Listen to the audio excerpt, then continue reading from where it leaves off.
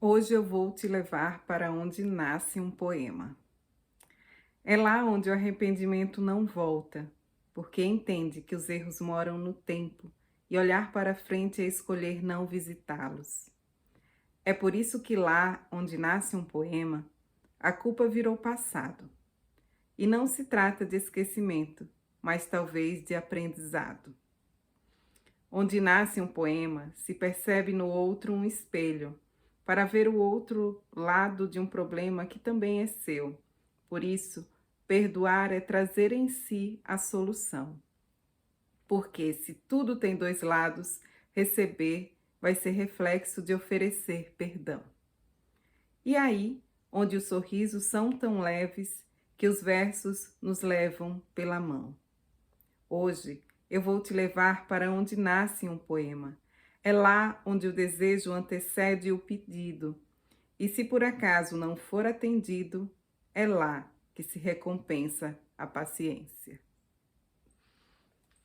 Essa é uma dose do livro Voz ao Verbo, Poemas para Calar o Medo, do Alexandre Dias Castro.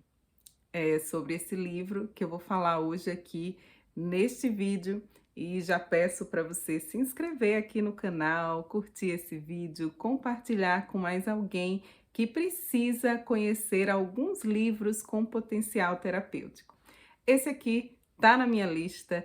Eu adoro o trabalho do Alan Dias Castro. É um poeta super jovem, contemporâneo e que começou a fazer sucesso através das redes sociais, lá no Instagram, aqui no YouTube também você encontra vídeos do Alan declamando, né, seus poemas, e foi assim que ele se tornou um sucesso. E nesse livro é muito legal, porque além dos poemas, o Alan ele conta um pouco da trajetória dele, que saiu lá de Porto Alegre e foi viver, né, é, em São Paulo ou no Rio, não me recordo agora exatamente, mas foi movido pelo sonho, pelo desejo de viver da sua arte. E hoje a gente vê aí o sucesso que é o Alan. Então, ele fala muito sobre a trajetória dele, inclusive aqui no início ele conta um pouco. E eu sempre acho muito legal a gente conhecer um pouco dos escritores que a gente gosta, para ver que, assim, a vida deles e o caminho até ele chegar, né, nesse ponto, né, quando a gente conhece os escritores, eles já são sucesso, os livros estão sendo vendidos aí em livrarias e já estão no auge, né? Por isso, cada vez mais pessoas acabam conhecendo. E aí a gente desconhece a trajetória que ele levou até chegar àquele ponto. E uma coisa que eu amei nesse livro foi o Alan se colocar assim, extremamente vulnerável mesmo, contando desde o início ali como ele abandonou os sonhos, que eram os sonhos da família dele, sonhos dos outros, para seguir o seu próprio sonho. E aí eu vou ler um trechinho aqui dessa apresentação, que é bem bonito, quando ele fala dele, né? Que ele começa falando como encontrei a minha voz. Então vou ler um trechinho dessa parte aqui para vocês. O livro, ele tem vários poemas, mas cada capítulo ele introduz com um texto maior, assim, contando um pouco da vida dele. Então, isso eu achei bem legal. E aí ele começa assim: eu não correspondi às expectativas dos meus pais. Nasci numa família de advogados e no roteiro que eles criaram para mim, eu deveria ter me formado em direito e feito concurso para juiz. Assim, com 30 e poucos anos, teria um emprego estável e estaria garantido pelo resto da vida.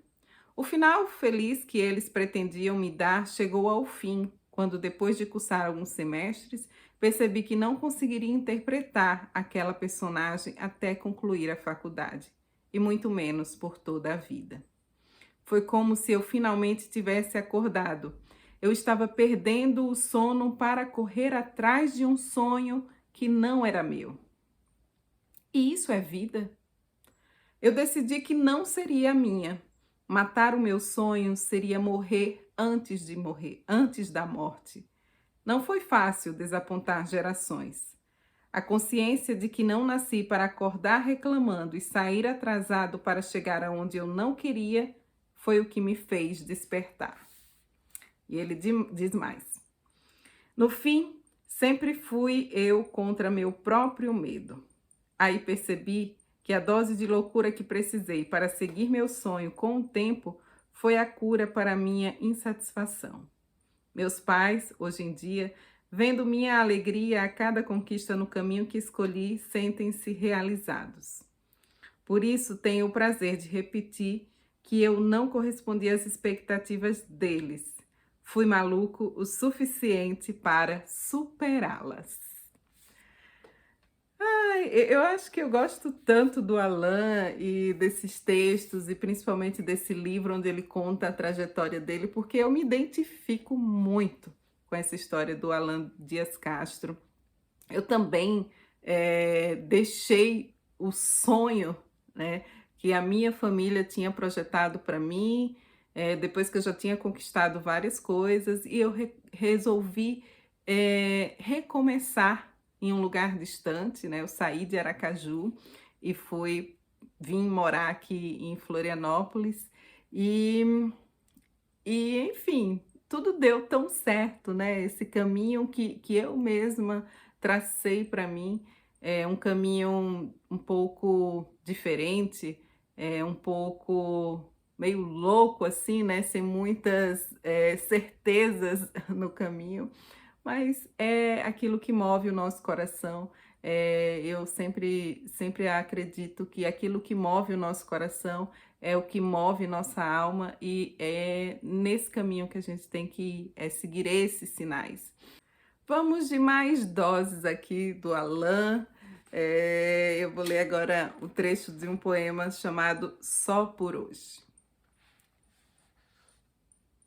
Eu quero trocar a ansiedade de tentar viver cada dia como se fosse o último pela tranquilidade de viver só por hoje. Viver só por hoje me fez parar de desperdiçar o tempo de um sorriso, me perguntando quando a felicidade vai chegar. Viver só por hoje é não adiar a oportunidade que cada dia nos dá. Vivendo só por hoje, sem desespero, cada dia não é o último, é o primeiro. E, tem mais doses aqui. Eu acho que para vocês conhecerem um pouco mais do Alain, nada melhor do que ouvir os poemas dele, que falam muito dele também. E tem um que eu amo de paixão. Ele sempre faz referências, né, ao mar e à natureza, e usa muito bem também as metáforas. Vocês estão cansados já de me ouvir falar, né, das metáforas, da linguagem simbólica, que para mim é o grande poder da literatura. Para um texto, um poema, ele ter esse potencial terapêutico, ele precisa ali de alguns elementos, né? E esses elementos são a metáfora, a linguagem simbólica, e é isso que vai dar esse toque ali, que vai também entrar aqui dentro, tocar nossa alma, mexer com a gente de uma maneira sutil e poderosíssima.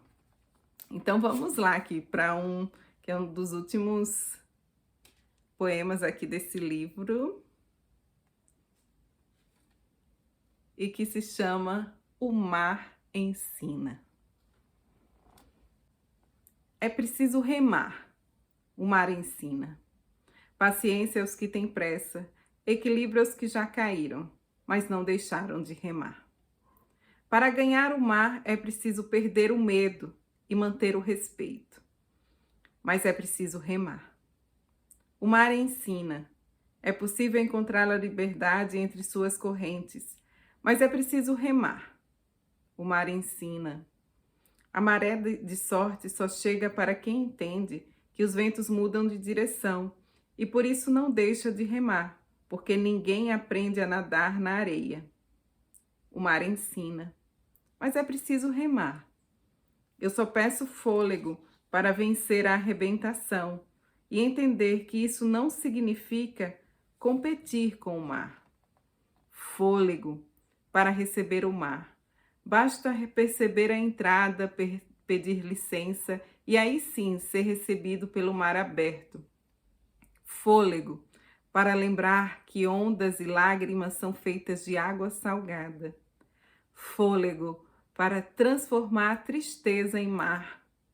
E se o caminho for longo, fôlego para remar na volta.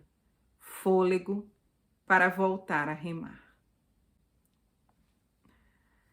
Ai, ai, essa foi mais uma dose do Alan Dias Castro, aqui desse livro Voz ao Verbo, que é mais um livro altamente terapêutico, que tem que estar aí na sua estante, tem que estar aí na sua lista. Eu vou deixar aqui na descrição o link, se você quiser adquirir esse livro. E vou ficando por aqui e até a próxima dose.